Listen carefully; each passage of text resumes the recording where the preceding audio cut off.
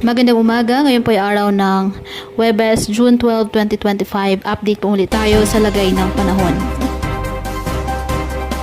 Sa kasalukuyan, patuloy pa rin na minomonitor ang isang low pressure area na nasa loob ng ating Philippine Area of Responsibility.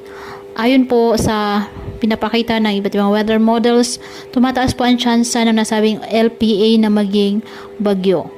Sakali po ay papangalan itong bagyong Auring ng Pag-asa kapag naging bagyo na, ang ikaunang bagyo ngayong taong 2025. Samantala, ang Tropical Storm Wutip na nasa bahagi ng West Philippine Sea ay patuloy na kumikilos papalayo ng ating bansa at inaasang tutumpukin ang Hainan Province sa Southern China. Ang dalawang nasabing sama ng panahon ay patuloy po na papalakasin ang habagat na siya naman pong magpapaulan sa malaking bahagi ng ating bansa. Ngayong araw ang Zambales, Bataan at Occidental Mindoro, asahan po ang monsoon rains dulot ng habagat.